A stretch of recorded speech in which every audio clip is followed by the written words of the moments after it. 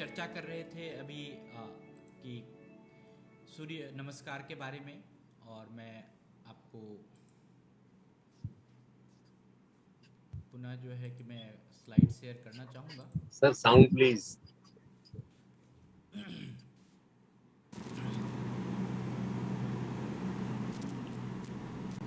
जी, तो सूर्य नमस्कार के बारे में जब हम चर्चा कर रहे थे तो उसमें हमने आपको बताया था कि सूर्य नमस्कार के क्या फ़ायदे होते हैं, क्या हम उससे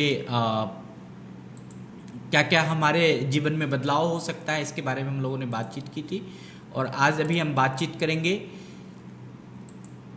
सूर्य नमस्कार के आसन पर। मैं आपको स्लाइड शेयर करना चाहता हूँ, एक मिनट।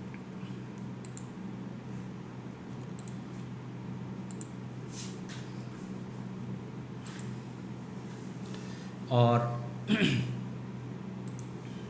इसमें जो महत्वपूर्ण चीज़ है, जो महत्वपूर्ण चर्चा है सूर्य नमस्कार के बारे में, उसके मैंने कल इस पे बातचीत की थी कि हमें अपने सांस की क्रिया के बारे में बातचीत करना चाहिए।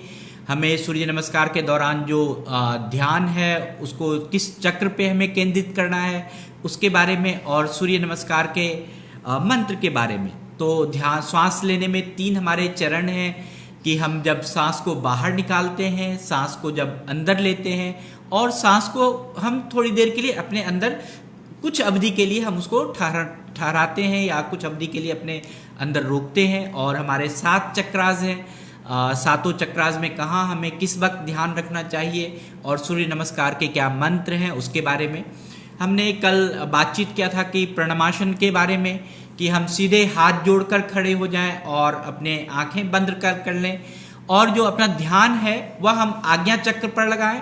और यहाँ का जो मंत्र है वो ओम मित्राय नमः मंत्र है। और जो सांस की क्रिया होगी, हम सांस को बाहर निकाल सकते हैं, मतलब हमारे शरीर में कोई सांस नहीं होनी चाहिए। जो अब दूसरा आसन है उसको हस्त उत्तान आसन कहते हैं।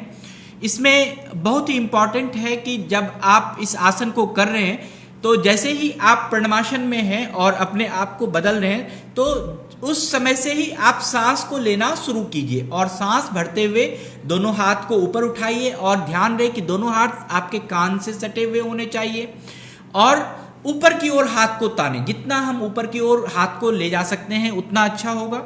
और फिर अपने धीरे धीरे अपने जितने आपके क्षमता अनुसार आप जितना अपने गर्दन को पीछे की ओर झुका सकते हैं उतना झुकाइए। और ध्यान रहे कि गर्दन को जो जब आप झुका रहे हैं तो दर्द नहीं होना चाहिए, कोई आप इस तरह का ज़्यादा झुकाने की कोशिश नहीं करें।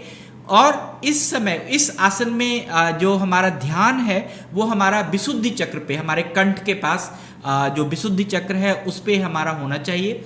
और इस यहाँ पर हमने कल आपको बताया था कि जब भी हम मंत्र से नमस्कार करते हैं तो हम सूर्य भगवान को, सूर्य देव को इस मंत्र से हम उनको नमस्कार कर रहे हैं, उनको हम उनका आदर कर रहे हैं, उनका सम्मान कर रहे हैं। तो ओम रविये नमः करके हम कर सकते हैं, और सांस हम लेते रहें जब तक हम इस परिस्थिति में हैं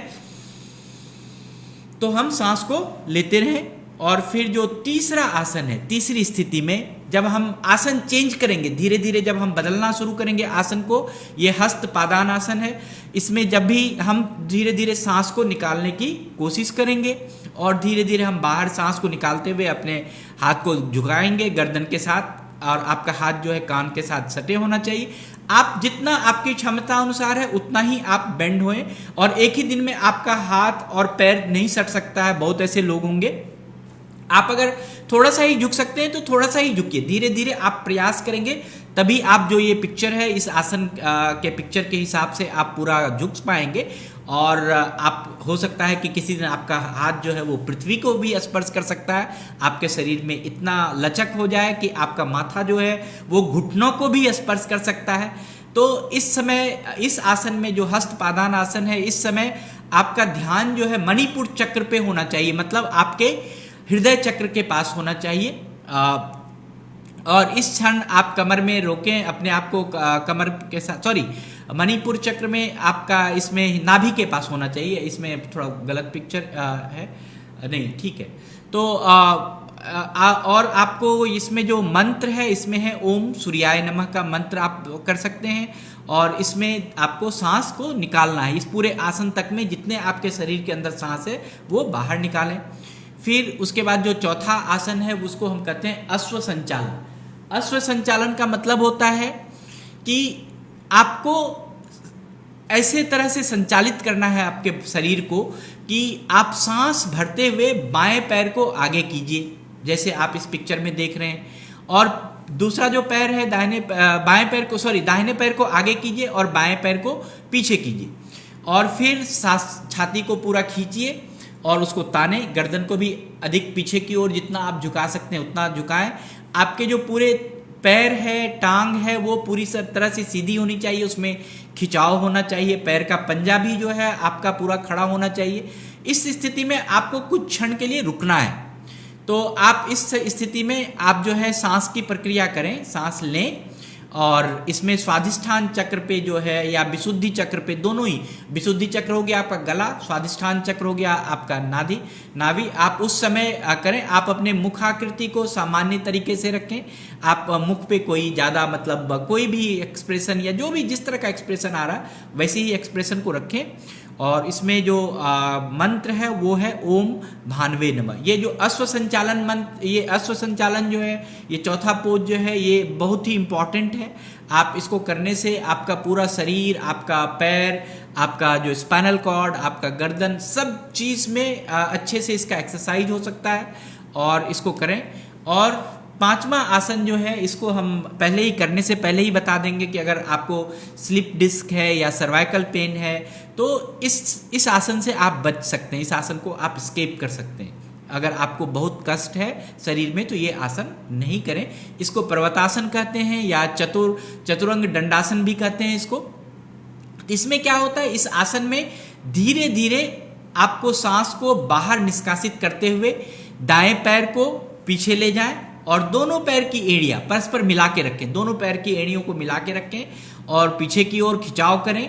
एड़ियों को पृथ्वी पर मिला के रखें। ऐसा नहीं कि कोई लोग होता है टो पे खड़े हो जाते हैं, नहीं, आपको एड़ी और टो दोनों को एकदम बराबर पृथ्वी पे रखना है और गर्दन को झुकाकर नीचे जो है, बहुत लोग टोडी में भी सटा लेते हैं, लेकिन आप कंठकूप लगाएं, ऐसा ही आप कर सकते हैं। और यहाँ पर जो आपका जो ध्यान केंद्रित होने का है वो सहस्त्रार चक्र पे केंद्रित कीजिए आप ध्यान को, और उसमें अभ्यास करते रहिए। और इसमें जो मंत्र है वो है खगाय नमः।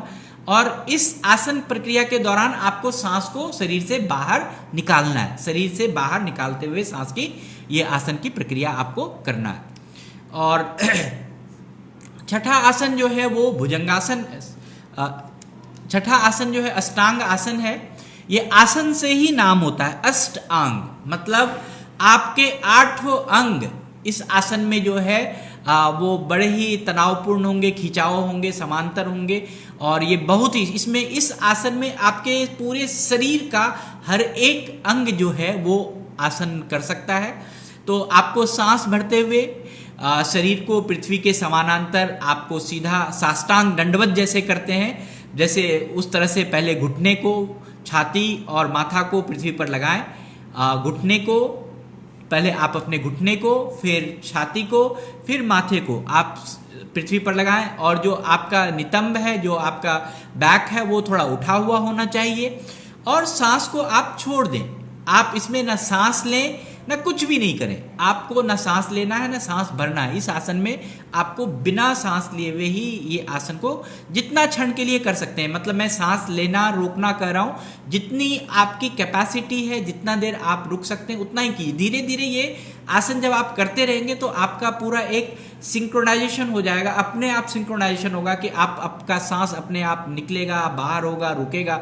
वो हर आसन में अपने आप आपका ट्रेनिंग हो जाएगा आपके बॉडी का। और इसमें ध्यान जो है आपको अनाहत चक्र पर करना चाहिए और आपकी सामान्य सांस की गति आप रोके रहें।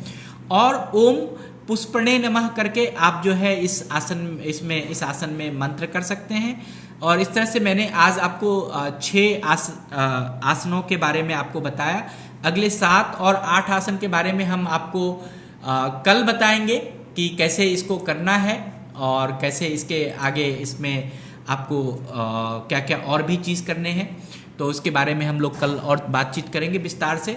तो आज हमने जो जितने भी आसन के बारे में बात किए हैं वो आसन का आपको पीपीटी भी हमने आपके उस पर शेयर किया है, क्या नाम है, जूम के उस पर लिंक पर।